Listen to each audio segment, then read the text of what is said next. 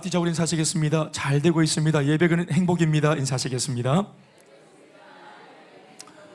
네, 예배를 통해 이전보다 더 행복한 삶으로 우리가 승격된다는 사실을 믿습니다. 예배 전까지 가지고 있던 내 생각, 내 계획, 또 내 결단들이 예배를 통해 또 구체적으로는 말씀을 통해 그 말씀을 듣다가 내 뜻 말고 나를 향한 하나님의 뜻을 발견하고 우리가 그 뜻으로 옮겨 탈 수 있는, 그래서 변화받고 새롭게 될 수 있는 역전시키는 은혜 예배가 되길 주의 이름으로 축원합니다. 여러분 한 번씩 그런 예배를 경험해 보셨습니까? 예?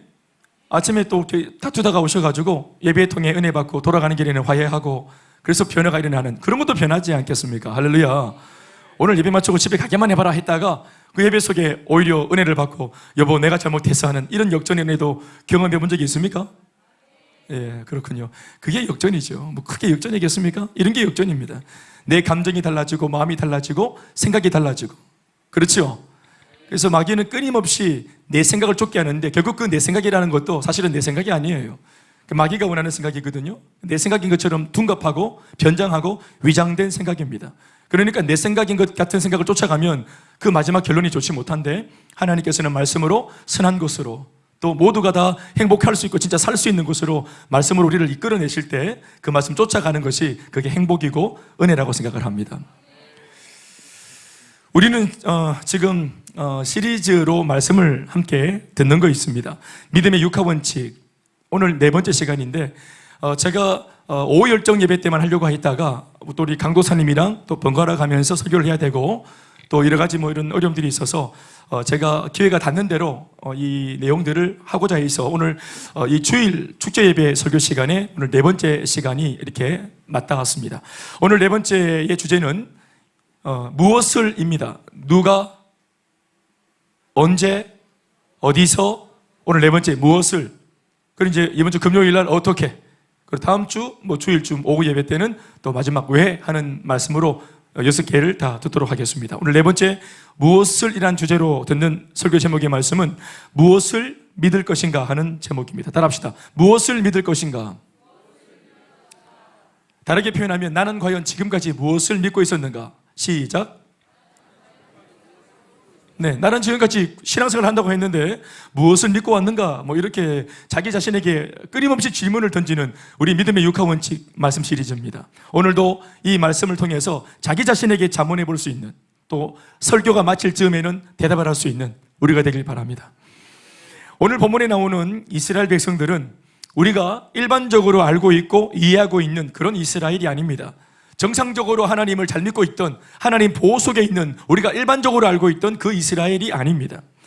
그도 그럴 것은 오늘 본문 이 내용에 등장하는 사무엘상 이 4장에 등장하는 이스라엘 백성들은 하나님의 침묵기 혹은 신앙의 암흑기로 잘 알려진 사사기 말기 시대를 살고 있는 이스라엘 백성들입니다. 쉽게 말하자면 지금 막 엄청난 난이도의 암수술을 끝내고 회복실로 갓 나온 의식불명의 환자라고 보면 딱 정확합니다. 지금은 사사기가 거의 끝났지만 사사기의 영적인 후유증이 아직도 남아있는 환경 속에 그들은 놓여 있습니다. 그들은 사사기 기간 동안 하나님과 교제하지 못했고 말씀을 듣지 못했으며 은혜를 누리지 못했습니다. 그 세월이 무려 400년입니다. 400년 동안 예배가 없었고 400년 동안 은혜를 못 받았다 이 말입니다. 그런 사사기 말기 시대에 등장하고 있는 오늘의 이 본문 속의 이스라엘은 거의 불신자와 다를 바가 없다고 봐도 틀린 말이 아닌 것 같습니다. 영적인 판단력도 아직 허약하고 신앙의 근육도 약한 환자와 같기 때문에 지금 이들이 가장 집중하고 애써야 할 부분은 그 어떤 것이 아니라 바로 철저하게 자기 자신의 회복을 위해서 말씀을 경청하려고 하고 있어야 되고 은혜를 섭취해서 영적으로 공급받으려고 해야 되고 하나님을 더 알아가고 하나님과 관계를 회복하는 것에 그의 중심이 있어야 되는 것입니다. 하나님께서도 사실 이것을 잘 알고 계십니다. 그래서 다시 그들의 심령을 회복시켜 주시기 위해서 이렇게 사사기가 끝나자마자 가장 먼저 하신 일이 확실한 말씀의 선지자를 그들에게 보내주는 것이었습니다. 선지자는 하나님의 말씀을 하나님의 심정으로 백성들에게 전해서 백성들로 하여금 선포된 그 말씀 앞에 순종하게 만들어 그들의 영과 육이 회복되고 살아나게 하는 일을 하는 사명자입니다. 맞습니까? 하나님의 백성은 400년 멈추었어도 다시금 하나님의 말씀을 들으면 다른 사람 몰라도 하나님의 사람은 반드시 말씀을 통해 회복될 수 있습니다. 아멘이십니까? 그게 하나님의 사람입니다. 말씀이 코드입니다. 뭐 오래되었다, 뭐 코로나로 인해서 한 몇 달 쉬었다, 여러분 다 필요 없습니다. 말씀이 오늘 당장이라도 말씀이 주어지면 그 말씀을 들으면서 합니다. 그래서 하나님이 선지자를 세우셨다라는 말은 하나님이 말씀하기 시작하셨다, 혹은 하나님이 말씀으로 그 백성들을 이제부터는 책임지려고 하고 계시고 인도하려고 하고 계시고 보호하시고 통치하려고 하신다라는 말로 우리가 바꿔 쓸 수 있습니다. 그 인물이 바로 우리가 잘 아는 사무엘 선지자입니다. 사무엘상 3장 19절에서 4장 1절 상반부까지의 말씀을 읽어보면 이 선지자 사무엘이 등장하는 것만 해도, 이 등장만으로도 의미하는 바가 뭔지를 우리가 잘 알 수 있습니다. 사무엘이 자라매 여호와께서 그와 함께 계셔서 그의 말이 하나도 땅에 떨어지지 않게 하시니 단에서부터 브엘세바까지, 이제 이스라엘의 영토의 그 경계입니다. 단에서부터 브엘세바라는 말은 끝에서 끝까지 이런 말입니다. 온 이스라엘이 사무엘은 여호와의 선지자로 세우심을 입은 줄을 알았더라. 여호와께서 실로에서 다시 나타나시되, 여호와께서 실로라는 도시를 말합니다. 실로라고 하는 도시에서 여호와의 말씀으로 사무엘에게 자기를 나타내시니라. 400년 만에 처음으로 자신을 공개하시는 시간입니다. 아멘, 아멘. 사무엘의 말이 자기 말이 아니라 하나님이 전하라고 시키신 말씀. 그러니까 사무엘의 말이라는 것은 하나님의 말씀입니다. 아멘이십니까? 그러니까 사무엘이 하나님의 말을 전할 때 온 이스라엘에게 전파했다. 아멘, 아멘. 이제 침묵기가 끝났습니다. 이제 은혜의 시대가 시작되었습니다. 누구든지 사모하기만 하면 말씀을 들을 수 있습니다. 하나님은 사무엘 선지자에게 말씀하시고, 선지자 사무엘은 그 하나님의 말씀을 온 이스라엘에게 전파했다고 했는데, 실로 이 사건은 새로운 시대의 시작을 알리는 신호탄이 되어주는 말씀입니다. 앞에서도 언급했지만 아직 의식불명의 환자와 같은 이스라엘의 입장에서 봤을 때는 환자이기 때문에 아무것도 할 수 있는 게 없습니다. 400년을 신앙적인 이런 몸짓을 씌웠기 때문에 자기 힘으로는 회개할 수도 없고 하나님께 나올 수도 없어요. 이러한 하나님의 조치, 그러니까 그러한 환자 앞에서 하나님께서 선지자를 보내주시고 말씀을 주시고 하는 이런 하나님의 특단의 조치는 너무도 감사한 일이 아닐 수 없습니다. 좋은 기회가 하나님을 통해서 온 겁니다. 하나님이 사무엘 선지자를 통해 본격적으로 이스라엘 백성들에게 말씀으로 은혜를 부어주기 시작했다고 했는데, 이럴 때는 여러분 어떻게 해야 됩니까? 백성들 입장에서 하나님이 환자 같은 나한테 무상으로 은혜를 주시려고 찾아왔을 때 어떻게 해야 되는 것입니까? 인정사정 없이 은혜를 받아야 되는 거예요. 뭐 예의 따지고 뭐 이렇게 하면 안 되는 것입니다. 400년 만에 만났는데 면목 없습니다, 뭐 부끄럽습니다, 이렇게 하면 안 되는 거예요. 그냥 안면 몰수하고 주신다고 하니 말씀을 들어야 하고 은혜를 받아야 하고, 회복하기에 바쁜 사람은 납니다. 그러니 주님이 주신다고 할 때 값없이 돈 없이 제약 없이 모두에게 주신다고 하실 때 그 기회를 붙들어야 하는 것입니다. 오히려 양껏 은혜를 받고 영적으로 빨리 회복되고 영적으로 빨리 성장해 버리는 것이 민망하다고 말하는 하나님 앞에 우리가 할 수 있는 최고의 도리입니다. 그런데 당시 이스라엘 백성들은 은혜만 받으면 된다 하는데도 그것이 안 되는 겁니다. 이 쉬운 게 안 되는 거예요. 은혜를 전하라, 은혜를 만들어내라 한 게 아니고 은혜를 받아라 하는데 이 받는 게 안 되는 것입니다. 앞서 말씀드린 대로 말씀 선포를 통해 새로운 시대의 서막을 알리는 1절 상반부에 기록된 말씀과 함께 바로 이어지는 1절 중반부부터 하반부에 등장하는 이스라엘의 모습을 보면 하나님의 마음과는 얼마나 많이 너무나 동떨어져 있는 이들의 폐역함을 목격하게 됩니다. 1절 말씀 전체를 같이 한번 읽어보시겠습니다. 사무엘의 말이 온 이스라엘에 전파되니라. 이게 이제 새로운 시대를 알리는 거죠. 아멘, 아멘. 참 좋은 겁니다. 그러면 이스라엘은 그 다음에 나올 때 은혜를 받으려고 했다더라, 회개하려고 했다더라, 이 기회를 잡으려고 했다더라, 교회를 가려고 했다더라. 아멘, 아멘. 이렇게 나와야 되는데 새로운 시대가 딱 도래에 있음에도 불구하고 그들이 딱 하는 행동이 뭐냐 하면 이어지는 말씀, 이스라엘은 나가서 블레셋 사람들과 싸우려고 에베네셀 곁에 진치고 블레셋 사람들은 아벡에 진쳤다, 이렇게 말하고 있습니다. 하나님의 말씀이 이스라엘 이민족 하나 살리고자 400년의 그 긴 침묵을 깨고 지금 이렇게 선포되고 있는 이 은혜로운 와중에, 이 은혜로운 순간에 정작 이스라엘은 전쟁을 하겠다 하는 겁니다. 이스라엘이 나가서 블레셋 사람들과 싸우려고 에베네셀 곁에 진치고, 나가서 싸우려고 진치고, 그들이 하고 있는 그 중심을 보십시오. 어떤 면에서는 이게 그렇게 하고 싶었던 모양이죠. 400년 동안 네가 하고 싶어서 몸이 근질근질했는지 모르겠습니다. 어떤 면에서는 하나님께서 선지자를 통해서 이제 한 몇 방울의 은혜를 주셔가지고 눈이 좀 떠지고, 이제 좀 기력을 회복하고, 이제 조금 숨 좀 쉴만 하니까 제일 먼저 그들이 한 게 뭐냐 하면은 싸우겠다는 거예요. 전쟁을 하겠다는 것입니다. 다른 나라 땅을 욕심내고 다른 나라 싸움 걸어서 땅을 차지해 먹겠다는 것입니다. 이런 마음 자체도 불손한 거지만, 그러나 그렇게 하려고 해도 그렇게 할 수 있는 능력이 지금 없습니다. 이제 간신히 눈 떴는데요, 이제 간신히 은혜 몇 방울 받고 이제 조금 정신과 기력을 회복했는데 무슨 전쟁을 할 수 있단 말입니까? 다른 나라 땅을 차지하는 거, 이거 불가능한 일입니다. 그래서 하나님이 이미 아시기 때문에 반드시 싸워야 될 전쟁이 있을지 모르겠지만 그것도 나중입니다. 언제부터 하는 겁니까? 은혜를 경험하고 내 영혼이 소생하고 영적인 상황이 회복되어지고 난 뒤에 그런 사명도 감당하는 것입니다. 그래서 처음부터 하나님은 아예 그들에게 전쟁해라, 뭐 주변을 정리해라, 뭐 땅을 차지해라, 이런 사명에 대한 이야기를 하지 않습니다. 사역해라 하지 않습니다. 은혜 받아라 한 것입니다. 이렇게 싸우자고 적극적으로 덤벼드는 이스라엘을 보면서 바보가 아닌 다음에서야 오늘 이 본문에 나오는 블레셋이라는 민족이 가만히 있지 않겠죠. 그러니 블레셋 사람들도 아벡이라는 그런 어떠한 곳에서 진을 치고 이스라엘이 걸어오는 전쟁에 응수하는 겁니다. 분명히 전쟁은요, 블레셋 이방 족속들이 먼저 일으킨 전쟁이 아닙니다. 이스라엘이 자신의 욕심으로 일으킨 이스라엘의 전쟁입니다. 오늘 하나님의 관심이 이스라엘의 신앙 회복에 있는 것에 반해 이스라엘의 정작 관심은 전쟁에 있습니다.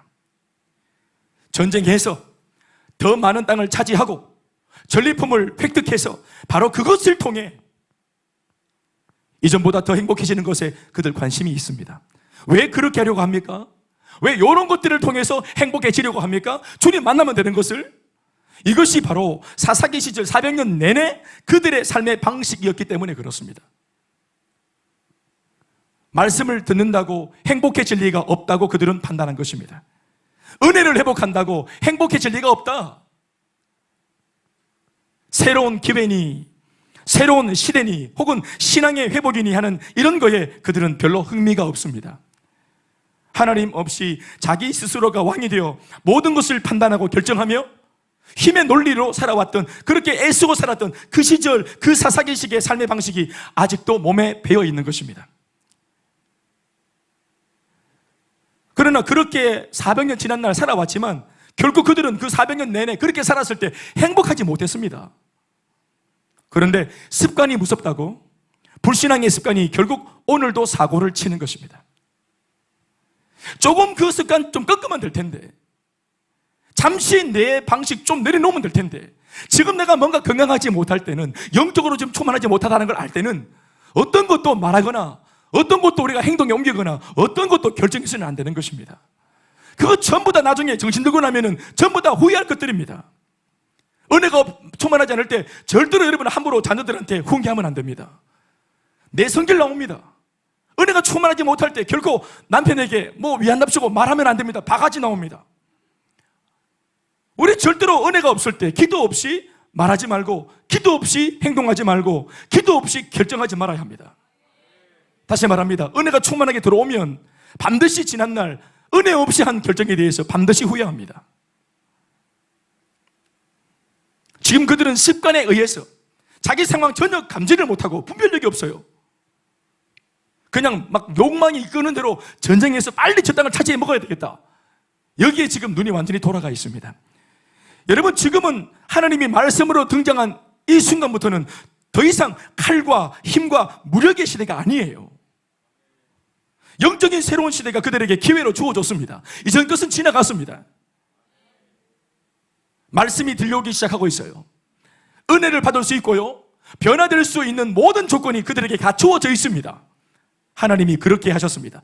도와주겠다는 선지자도 옆에 있습니다. 교역자도 옆에 있습니다. 무엇이 부족합니까? 아닙니다.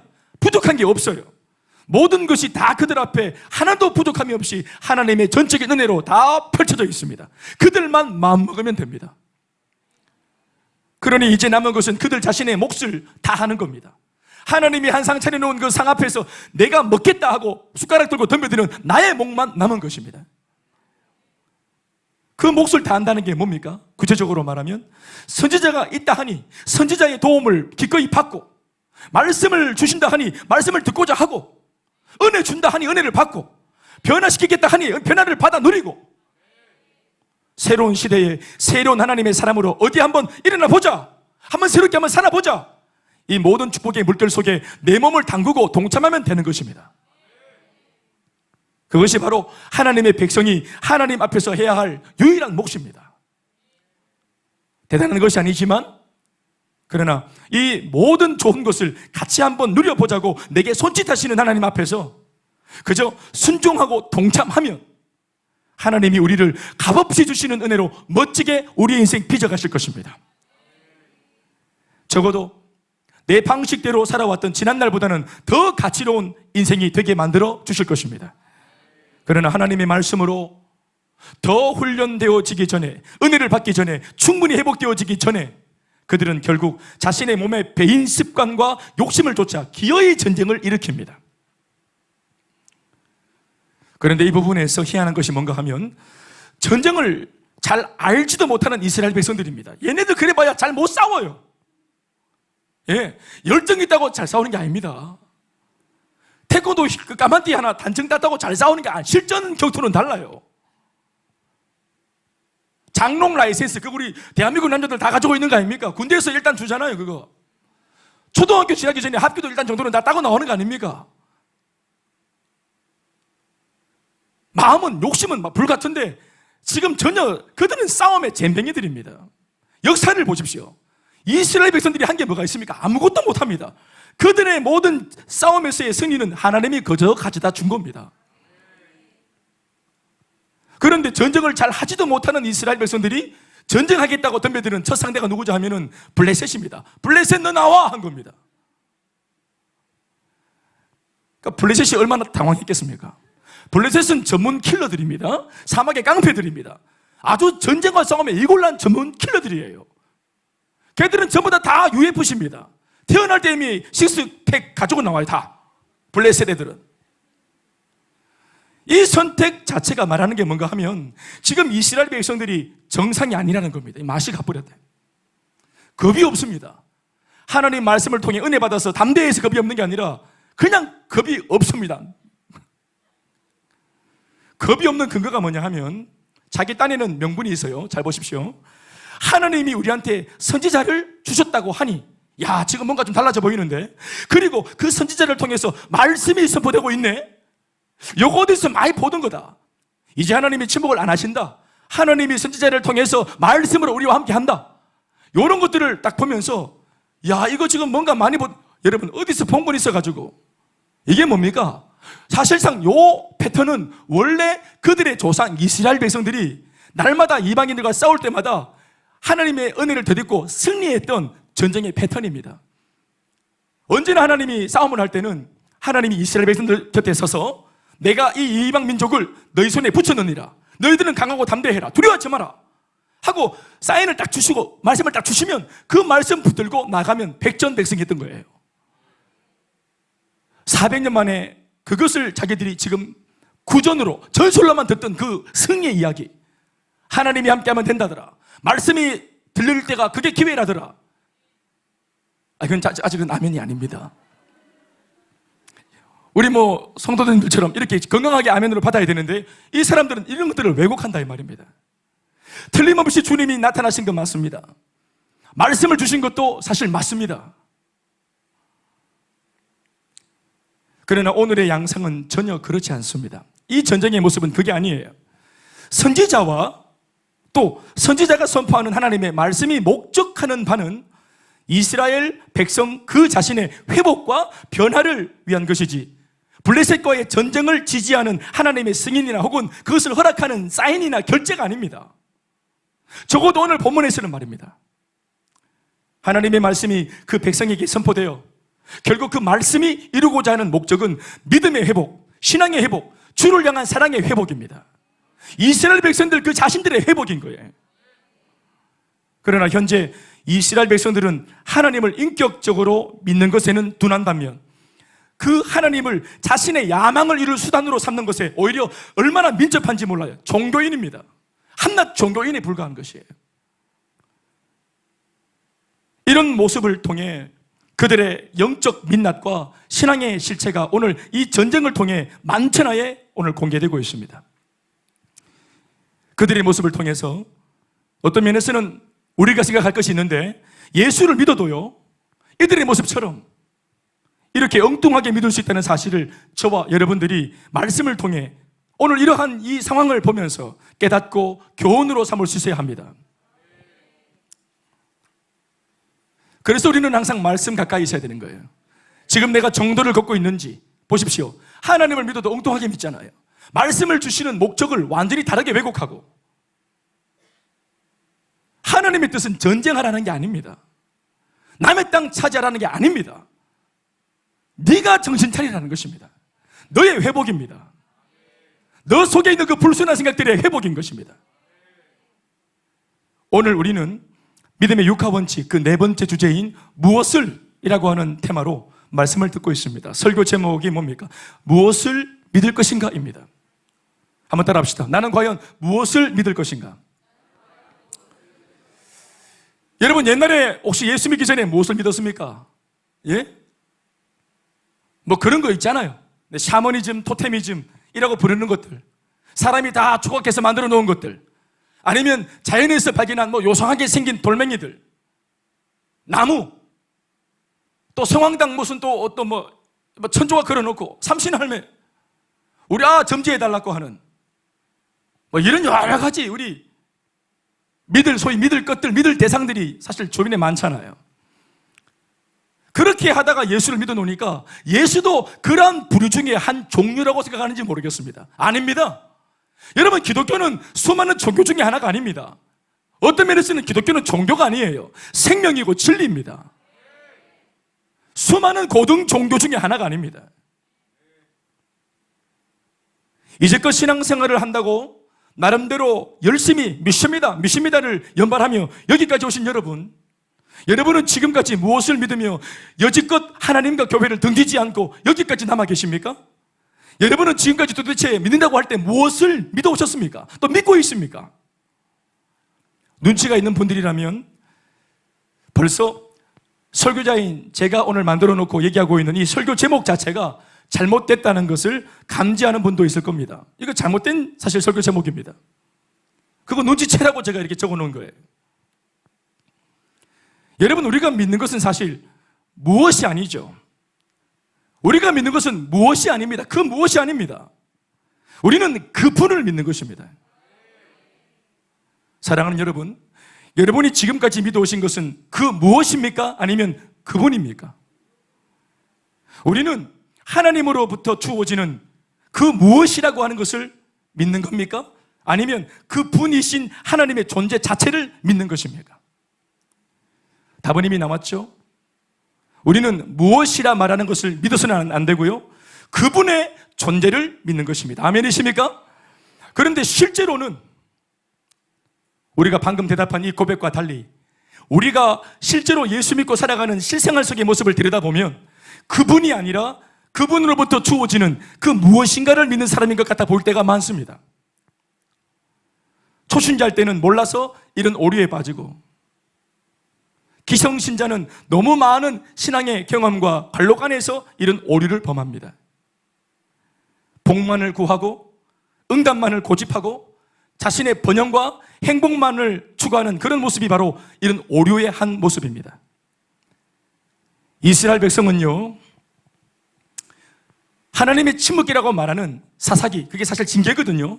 이 사사기의 징계를 통해 신앙생활을 잠시 400년 정도 쉬었다 해서 하나님을 완전히 망각할 수 있는 그런 종류의 그런 민족이 아닙니다. 사실은 적어도 이스라엘 백성들에게 신앙이라는 것은 이스라엘 백성들 삶 전체를 아우르고 있는 하나의 공기와 같은 겁니다. 그들이 신앙이 좋을 때도 있고 나쁠 때도 물론 있지만 이스라엘 백성들한테만큼은 신앙은 덮어쓰고 있는 공기와 같은 거예요.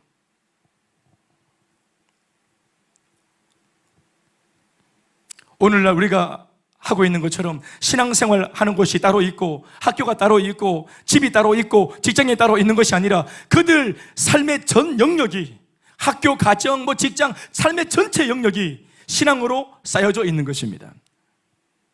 물론 그렇다고 해서 그 신앙이라는 게 질적으로나 영적으로 급이 높거나 뛰어난 것은 사실 아닙니다. 여러분 인도에 가보셨겠지만 인도는 공항에 딱 내리면 뉴델리 공항에 딱 내리는 순간부터 완전히 그때부터 힌두합니다. 온 나라가 힌두합니다. 힌두교의 어떤 에너지를 발산시키는 어느 한 사원에서만 그런 게 아니고 온 거리, 온 집, 가정, 모든 골목 구석구석 전체가 다 힌두합니다. 모슬림이 어떻습니까? 모슬림도 성전 따로 집 따로 없습니다. 그들 삶 전체가 그냥 무슬림 전체가 모슬림입니다. 직장에서도 시간 딱 되면은 모든 일 딱 멈추고 메카를 향해서 막 절하죠. 우리는 진짜를 믿고 있는데 우리만 이게 좀 이상합니다. 우리만 집과 가정이 교회가 막 따로 구분되어서 우리 그것 때문에 굉장히 힘들어합니다. 이스라엘 백성들이 그랬다는 것입니다. 그들 삶은 전체가 신앙적인 거예요. 그들이 잘 믿든 못 믿든 간에. 그러니까 어떤 오류가 있습니까? 이게 너무 자기에게는 특별할 게 없어요. 신앙이라는 것이. 그러니까 날마다 하나님께서 지속적으로 반복적으로 짚어주지 않으면 금세 은혜를 망각하고. 왜? 너무 자연스러운 거니까. 태어날 때부터 할렐루야 하고 태어났으니까. 이게 뭐 어떻게 죽을 때는 아멘 하고 죽고 이러니까. 영적인 텐션이 하나님이 은혜를 주지 않으면 영적인 텐션이 바로 떨어져 버려요. 우리 교회를 보시면 예수를 감 믿고 교회 가던 사람들은 얼마나 모든 것에 감격하지 않습니까? 세상에 너무 감사하다고, 참 감격스럽다고, 세리모님 참 좋고, 막 예배 참 좋고. 그런데 우리가 좀 기성신자가 되어서 경험 있고 관록이 있으면 어떻습니까? 내 시기 쳐다보고 앉아있고. 그런 분이 없지만 말입니다. 그래서 이 안에는 시계가 없습니다. 저만 이렇게 있어요. 매너리즘에 빠질 수 있는 환경이 있죠. 그러니까 그들은 몸부림을 쳐야만 하나님의 은혜에 더 깨어 있으면서 붙들려 있을 수 있는 거죠. 실제로는 신앙이 다 고갈된 형편이고 은혜가 바닥을 치고 있는 형편이지만 얼마든지 그들은 그런 줄 모르고 실상은 은혜가 이미 다 고갈되었는데도 자기는 늘 그 공기와 같은 신앙의 어떤 문화 속에 있으니까 이게 은혜가 있는 줄 알고 착각하는 겁니다.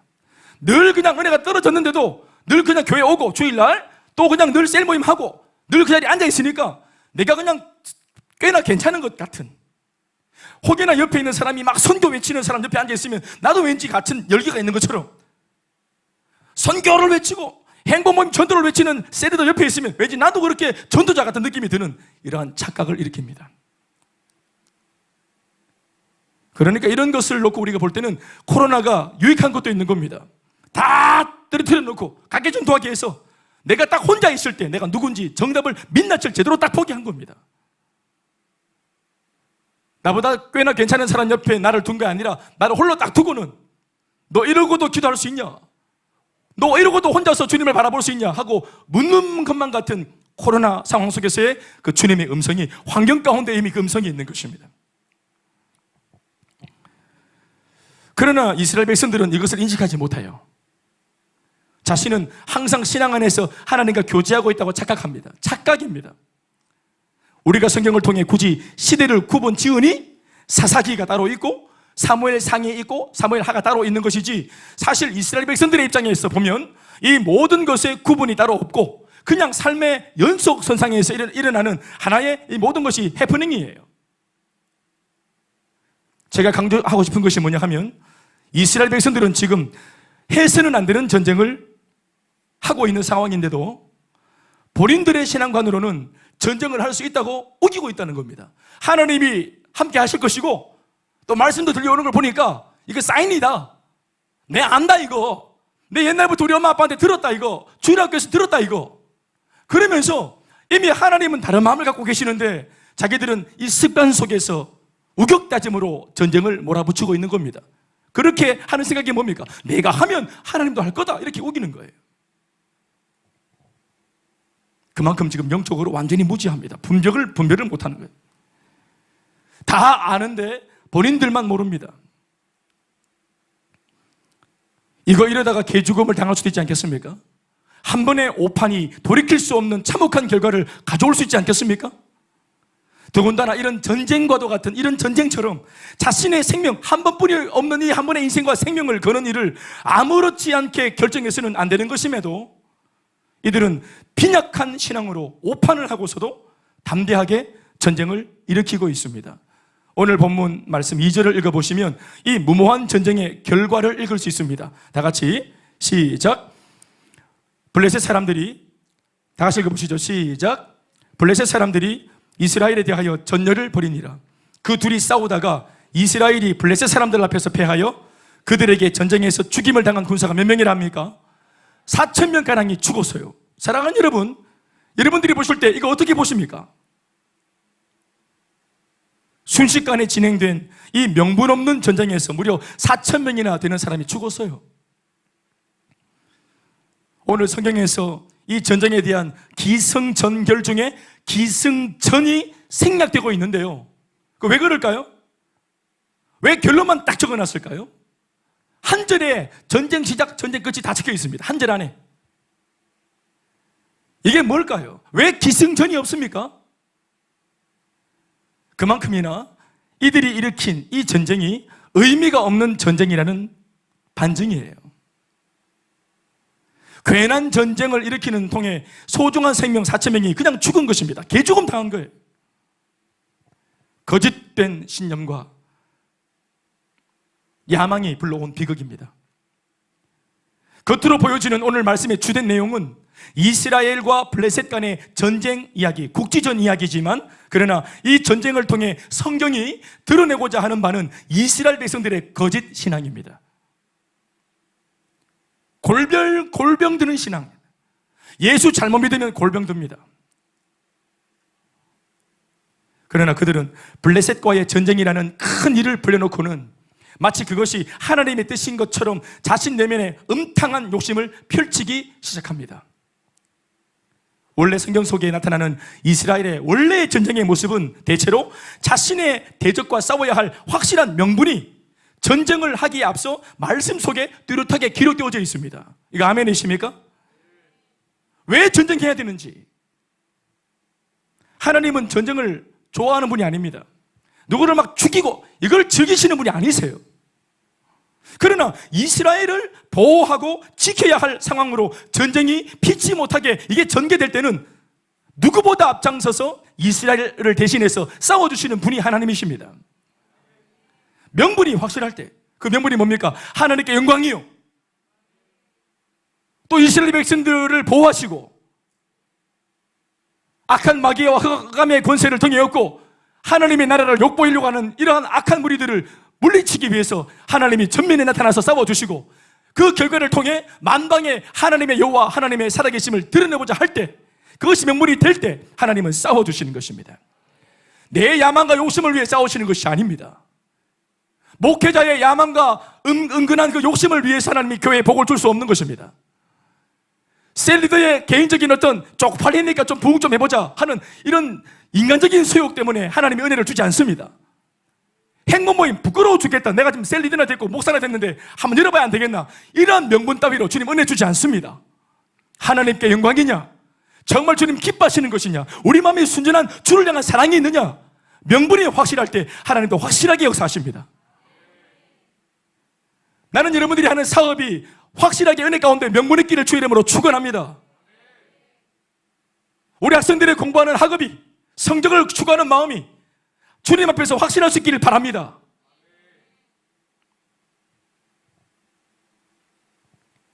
확실한 명분은 하나님을 이렇게 세웁니다.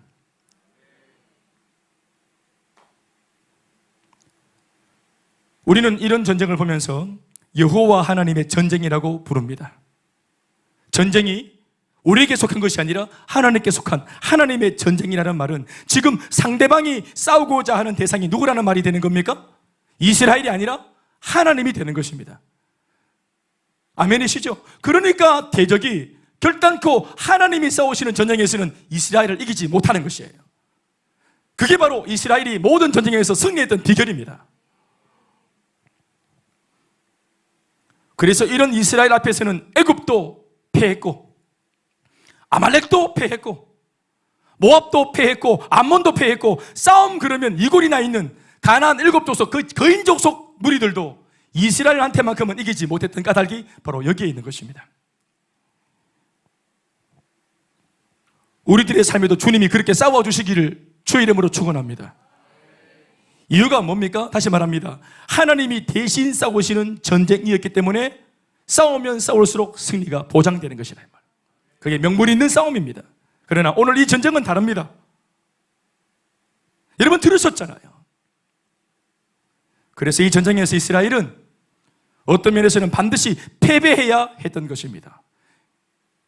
여러분 패배하는 것도 크게 보고 멀리 보면 어떤 면에서는 은혜일 수 있습니다. 만약 내가 욕정과 욕심으로 진행한 일이 성공하는 것 자체가 이게 저주입니다. 누군가가 그걸 막아줘야 되는 것이에요. 4,000명 지금 사상자가 났지만 그게 어딥니까? 다 죽을 뻔했어요. 그러면 그런 결과를 놓고 나의 잘못된 생각에 대한 깨달음을 갖고 회개하고 내가 어디서부터 내 욕심이 들어왔는지를 구분하고 기도하는 것이 옳은 겁니다. 이런 결과로 인해 자신의 잘못을 깨닫고 믿음 없음을 회개할 수 있다면 실패도 은혜라고 감히 말할 수 있습니다. 그러나 더 가관인 것은 전쟁에서 실패하고 난 이후 이 모든 책임을 하나님 앞으로 돌리는 당돌함과 뻔뻔함이에요. 그들은 멈출 줄을 모릅니다. 3절 말씀으로 들어가 볼까요? 백성이 진영으로 돌아오매 이스라엘 장로들이 이르되 여호와께서 어찌하여 우리에게 오늘 블레셋 사람들 앞에 패하게 하셨는고 여호와의 언약궤를 실로에서 우리에게로 가져다가 우리 중에 있게 하여 그것으로 우리를 우리 원수들의 손에서 구원하게 하자 하니 이들의 말이 뭡니까? 여호와께서 어찌하여 하나님이 도대체 어찌해서 오늘 하나님을 따르고 믿고 있는 우리들한테 블레셋 사람들의 전쟁에서 지게 했는가 패하게 했는가? 하나님이 왜 우리를 패하게 하셨을까? 이게 뭐예요?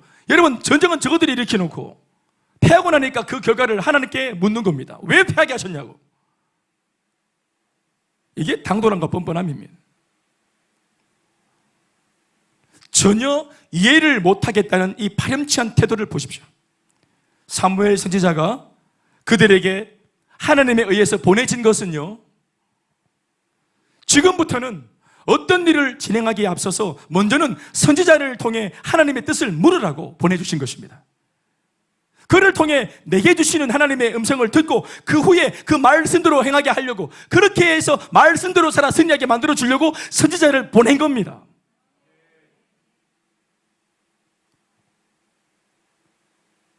그러면 결코 실패가 없고 후회할 일이 없다는 것입니다.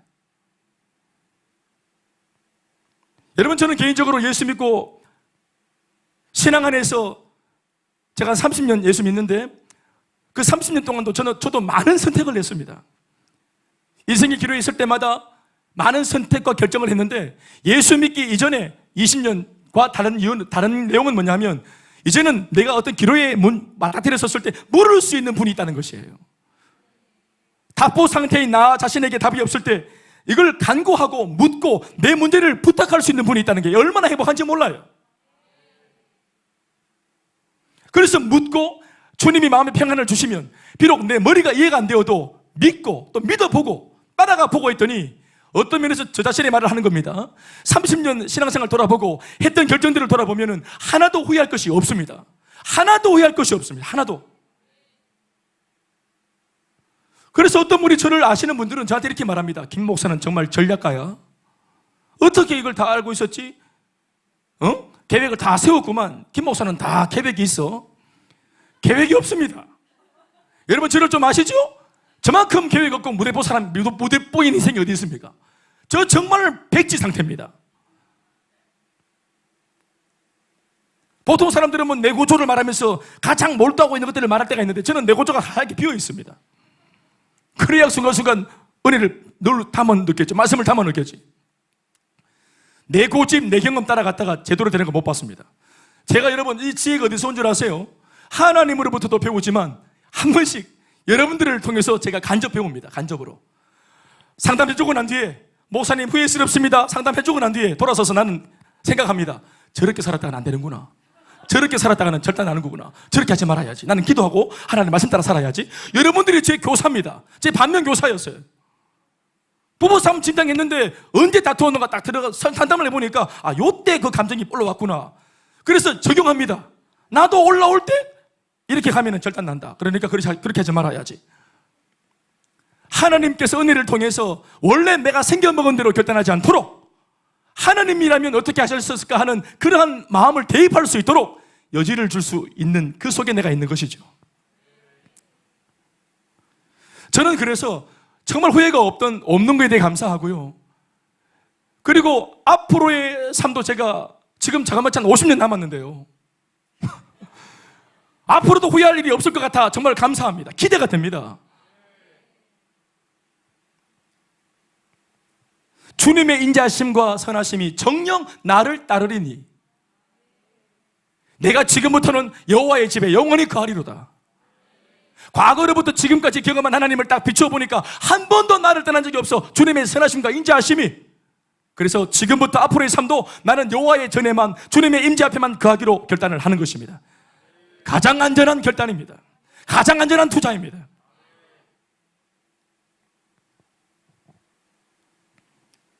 성경이 바로 손에 있고 교회가 곁에 있고 예배가 있고 그 예배도 무슨 주일 축제 예배, 오열정 예배, 금요 기도회, 새벽 예배로, 세이가정 예배로, 야인족과 훈련으로 하나님 앞에 나와 은혜 받을 수 있는, 예배 드릴 수 있는 많은 기회가 이렇게 포진되어 있고 차려진 밥상 내만 뛰어들면 되고 아멘 아멘이십니까? 제가 방금 아멘 아니십니까 했는데 아멘 하셨네요. 아무튼 또 기도할 수 있고 중보해 줄 수 있는 동력자들이 곁에 있고 세례에서 아멘이십니까? 얼마나 은혜로운 것들이 옆에 있단 말이에요. 선지자가 있는데도 왜 안 써먹냐 말입니다. 말씀의 사람이 옆에 있는데 왜 묻지 않냐 말입니다. 생명까지 걸어야 될 이렇게 중요한 문제를 놓고 왜 한번 기도하지 않냐 이 말입니다. 그 4,000명 어떻게 할 겁니까?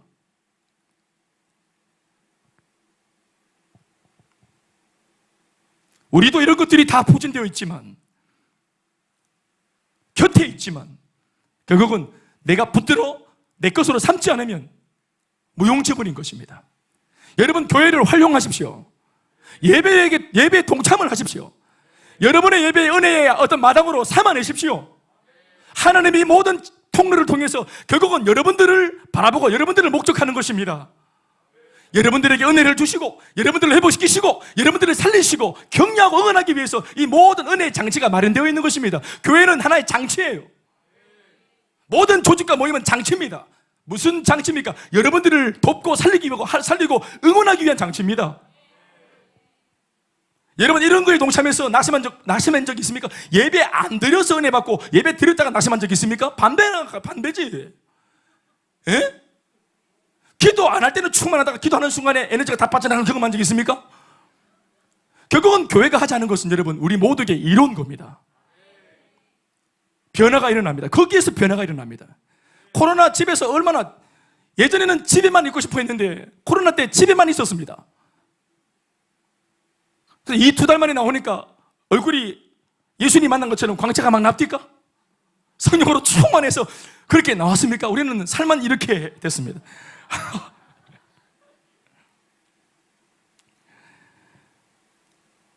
여러분 이걸 못 누리는 거 정말 불행한 겁니다.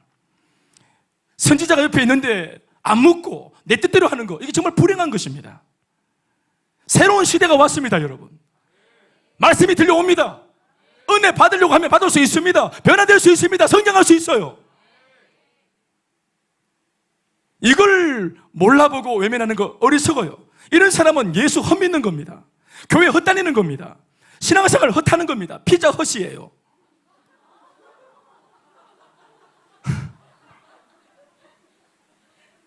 너무 주제가 무거운 것 같아서 그러다가 결국 좋지 않은 뻔한 결과가 주어지면 하나님을 탓하고 원망합니다. 하나님을 탓하고 원망하는 것도 사실은 뻔한 모습이에요. 기도 없이 결정할 때 알아봐서 이미 안 될 거고요. 안 되는 것으로 끝나는 게 아니라 하나님을 원망합니다. 교회 원망하고.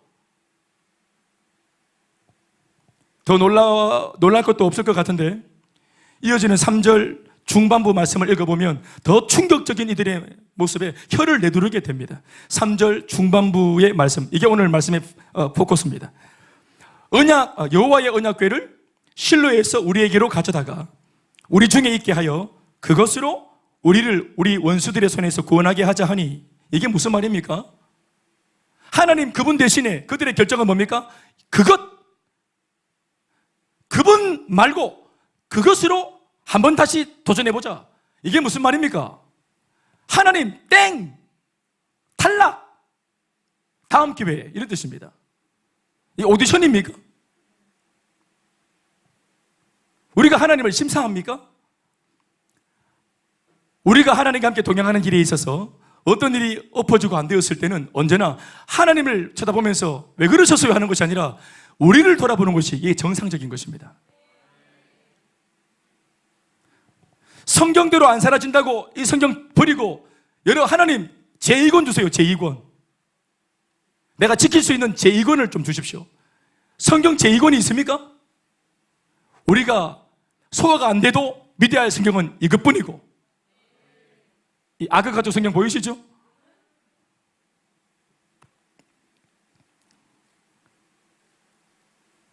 다른 것이 없습니다. 그분이 안 된다고 생각하지 말고 그분 앞에 온전히 순종하지 못하는 나를 돌아보면 되는데, 이들은 그분을 버리고 그것을 취하기로 합니다.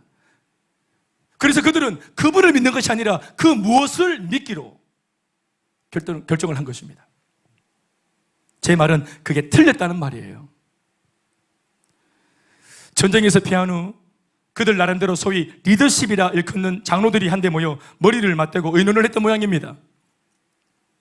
기도회를 했다거나 회개를 했으면 좋았겠는데 뭐 이런 게 아니라 그 돌머리들끼리 모여서 나름대로 차선책을 강구했던 모양이에요. 그게 뭔 줄 아십니까? 방금 말씀드렸던 전쟁 하나 못 이기는 능력 없는 무능력한 하나님, 그분 말고 그것을 믿어보기로 한 것입니다. 그것이라 하면 실로라고 하는 도시 한 구석에 처박아뒀던 언약궤를 말하는 것입니다. 과거 이 언약궤를 통해 그들의 조상들이 경험한 전쟁에서의 놀라운 승리가 분명히 있었죠. 가장 대표적인 사건이 요단 강물을 멈추게 했던 그 사건과 여리고성을 함락시켰을 때의 사건이 그것입니다. 하나님의 말씀을 쫓아 언약궤를 앞장세워 강을 건너니 강물이 멈춰버렸습니다. 아멘이죠. 또 언약궤를 앞장세워 여리고성을 돌고 그리고 그 성을 향해서 소리를 질렀더니 그 성이 무너지는 것을 경험했는데, 이것은 역사적인 사실이 맞아요. 그러나 그것은 언약궤 자체가 일으킨 역사가 아니라 하나님의 역사가 언약궤를 통해서 나타난 것입니다. 하나님이 하신 것입니다. 이 언약궤 나무 상자 자체가 무슨 신령한 효험이나 능력이 있었던 게 아니라 이 언약궤 임재해 주신 하나님께서 당신의 무한한 능력으로 언약궤를 통해 역사하셨던 것인데, 이것을 구전으로만 들어왔던 오늘의 이스라엘 리더십들은 이것을 크게 오해해서 언약궤 자체를 마치 신통한 부적인 것처럼 대우했던 것입니다. 무엇보다 이 언약궤 나무 상자로 하나님을 대신할 대안으로 삼았다는 것, 또 그것을 리더십이 결의했다는 것이 충격입니다. 하나님을 패배자요 무능한 신으로 인정해버리자 언약궤 나무 상자로 눈을 돌리는 것은 한순간입니다. 홍해바다를 건너게 하신 주님이 눈이 안 보이니까 한순간 금송아지 만들어서 이것이 우리를 도우신 신이라고 말하는, 이것은 이 변질은 금세 일어나는 것입니다. 하나님은 어때요? 하나님은 눈이 안 보이는데요. 그래서 불편합니다. 그런데 우리가 다시 마련한 이 차선책 언약궤 나무 상자는 눈에 딱 보이는 부적이에요. 그러니까 더 신뢰가 간다고 말하는 것입니다. 그들은. 여러분, 믿음이 있으면 눈에 안 보여도 하나님을 믿는데 아무 상관없습니다. 그러나 믿음이 없으면 눈에 안 보이는 하나님은 너무 불편한 하나님이세요. 그래서 언약궤를 하나님 대신 선택하기로 한 겁니다. 그래서 그것을 믿기로 한 것입니다. 다시 한번 오늘 설교 제목을 가지고 여러분들에게 묻습니다. 여러분은 오늘 믿는다고 할 때 과연 하나님의 존재를 믿는 사람입니까? 아니면 하나님으로부터 파생되어진 그 무엇을 믿는 사람입니까?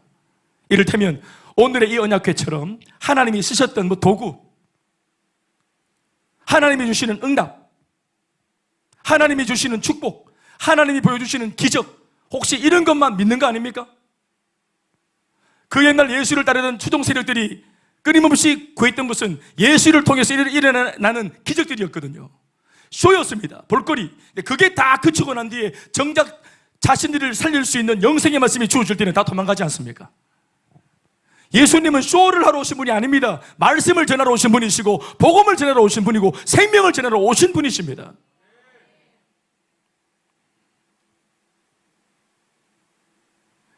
여러분은 지금 그분을 믿습니까? 그것을 믿습니까? 때로는 그것이 뜻대로 안 이루어져도, 하나님으로 인한 어떠한 축복이나 응답이나 이런 것들이 안 이루어져도, 그런 것들이 없어도 그분을 믿는 믿음만 건재하면 하나님을 무한히 신뢰할 수 있습니다.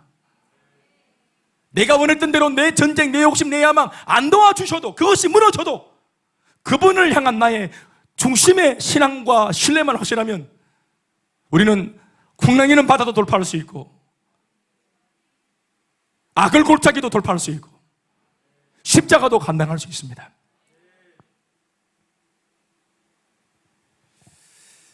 말씀을 정리합니다.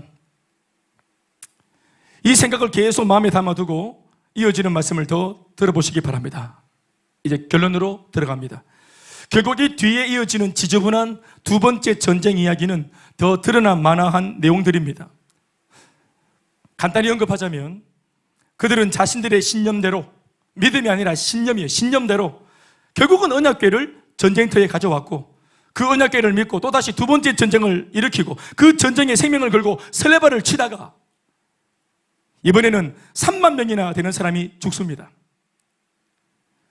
제사장의 타락한 두 아들 홈니와 비나스라고 하는 이 두 놈도 죽고 심지어 언약궤마저 어이없이 블레셋에게 빼앗깁니다. 이 패전 소식과 언약궤 소식을 집에서 전해들은 당시 영적으로 어눌했던 제사장 엘리는 의자에서 이 소리를 듣자마자 자빠져서 목이 부러져서 즉사합니다. 그리고 임신 중이었던 그의 둘째 며느리 또한 이 소식을 듣자마자 급하게 갑자기 산기가 통증이 와서 아기를 낳다가 죽습니다. 성경은 이 모든 사태를 한마디로 하나님의 영광이 이스라엘에서 떠났다라고 정리하는 것으로 이스라엘의 이 명분 없는 전쟁 이야기는 막을 내립니다. 사무엘상 44장 21절로 22절 마지막 이야기입니다. 다 같이 시작. 이르기를 영광이 이스라엘에서 떠났다 하고 아이 이름을 이가봇이라 하였으니 하나님의 궤가 빼앗겼고 그의 시아버지와 남편이 죽었기 때문이며 또 이르기를 하나님의 궤를 빼앗겼으므로 영광이 이스라엘에서 떠났다 하였더라. 다시 말하면 하나님이 이스라엘에서 떠났다 이렇게 되는 겁니다. 여러분 보십시오. 영광이 이스라엘에서 떠났다라고 한 이 표현으로 봐서 언약궤가 블레셋에 의해 빼앗긴 게 아니라 하나님이 이스라엘을 적극적으로 떠나신 사건으로 봐야 옳습니다. 그 결과로 언약궤가 블레셋으로 넘어간 것입니다. 중심은 뭐냐? 하나님이 이스라엘을 떠난 겁니다. 이스라엘이 끝내 하나님 대신 그것을 더 믿기로 한 이상 하나님은 그것을 무너뜨리셨고 그것을 무너뜨리실 뿐만 아니라 이스라엘을 가르치기 위해서라도 이들을 떠나기로 하셨다는 이 말씀은 오늘 우리들에게 두려움과 함께 큰 울림을 주는 대목이 아닐 수 없습니다. 잘못된 신앙이 이러한 지경까지 갈 수 있다 하는 우리에게 경종을 울려주는 하나의 경고의 말씀인지 모르겠습니다. 무엇을 믿었다가는 이렇게 골병드는 신앙생활을 하게 되는 것입니다. 여러분, 그 무엇을 추구하는 것은 그것은 종교생활이지 신앙생활이 아닙니다. 그것은 샤머니즘이에요. 아주 추술적인 신앙입니다. 우리는 소원 성취하기 위해서 예수 믿는 것이 아닙니다. 말씀 뵙겠습니다. 나는 과연 무엇을 믿고 있는가라는 질문으로 시작한 이 말씀의 결론을 들으면서 나는 진실로 하나님을 인격적으로 믿고 사랑하는 참 성도가 맞나 하고 되묻지 않을 수가 없습니다. 여러분은 어떻습니까? 상황이 다급해질 때 눈에 안 보이는 하나님을 믿고 그 하나님의 말씀을 듣고 또 그 말씀 붙잡고 기도하는 이런 모습으로 해결책을 찾는 것은 어쩌면 너무도 어리석어 보인다는 생각을 안 해보셨습니까? 그래서 그분 대신 나도 그것을 혹은 그 무언가를 더 의지하려고 한 적은 없습니까? 하나님을 물론 찾기도 했지만 더 많은 부분에서는 오히려 그 하나님 말고 눈에 보이는 사람이나 돈이나 다른 세상적인 방법을 강구하며 그분 대신 그것을 더 의지하지는 않았습니까? 이스라엘 백성들처럼 하나님의 뜻이 아닌데도 마치 하나님의 뜻인 것처럼 자기 자신의 양심을 속이고 함부로 일을 저지른 적은 없습니까? 그러다가 결과가 안 좋아지기라도 하면 빛의 속도로 하나님을 원망하고 조롱하며 무능하다 욕보인 적은 없습니까? 사랑하는 여러분, 그것을 믿는 것이 아니라 그분을 믿는 것입니다. 그분을 믿고 의지하고 그분을 사랑하며 나아가는 것이 신앙입니다. 그것이 아닌 그분이야말로 진짜 힘이요 능력이시며 진정한 우리의 소망이십니다. 비록 그분을 따르고 믿는 것이 빠른 응답을 원하는 우리들에게 있어 다소 더디게 보일 수 있고, 때로는 그분의 심오한 감추어져 있는 뜻이 무엇인지 우리 눈에는 잘 간파가 안 될 때도 있지만, 분명한 것은 우리를 사랑하시고 우리를 위해 생명을 내어주신 분은 그것이 아니라 그분이십니다. 신앙은 발빠른 소원 성취의 그 목적이 있는 것이 아니라 그분을 사랑하고 그분을 닮아가고 그분을 배워가는 과정 속에서 나 자신이 어느덧 예수와 같이 닮아가고 변화되는 데 있는 것입니다.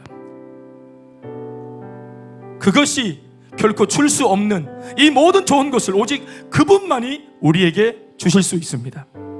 마지막으로 이것 한 가지를 명심합시다.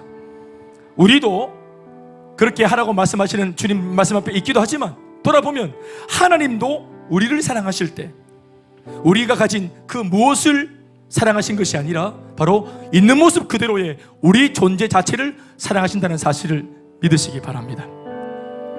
기도하겠습니다. 이가봇, 하나님의 영광이 이스라엘에서 떠났다. 참으로 비참한 비극적인 이야기. 하나님 아버지, 우리의 삶에는 결코 이런 꼴 보지 않도록 은혜를 베풀어 주시고 긍휼을 베풀어 주시고, 자칫 우리가 그들 이스라엘 백성들처럼 실수하려고 할 때마다 말씀을 통해 깨닫게 해주시고 회개하게 해주시고 돌이키게 주여 도와주시옵소서. 잘못된 선택 결정 그렇게 계속 진도를 빼지 않도록 하나님 말씀으로 우리를 부여잡아 주시옵소서. 부지불식한 깨닫게 하여 주시옵소서. 돌이키게 하여 주시옵소서. 인간적인 마음, 인간적인 계획, 인간적인 야욕들 다 내어버릴 수 있는 변화와 회복과 역전의 예배가 될 수 있도록 날마다 예배 드릴 때마다 우리를 날마다 바꾸어 주시고 변화시켜 주시고 계몽시켜 주시고 기억시켜 주시고 갱신하여 주시옵소서. 우리 가정도 남편의 사역과 사업과 하는 일 모든 것에도 야망이 아니라 하나님의 꿈을 위해 달려갈 수 있는 그런 될 수 있도록 하나님 축복하여 주시옵소서. 우리 주변에 좋은 것들이 많이 포진되어 있습니다. 새로운 시대가 열렸습니다. 은혜 받을 수 있고 말씀 들을 수 있고 배울 수 있고 변화될 수 있고 성숙할 수 있는 좋은 교회가 이 교회를 통해 주어졌습니다. 동참하고 누리고 함께 그 몸을 던질 수 있도록 성령님 기름 부어 주시옵소서. 기대하고 소망하며 예수님의 이름으로 기도드리옵나이다. 모든 영광 하나님께 환수하시겠습니다. 인사하십시다. 그것이 아니라 그분을 믿읍시다.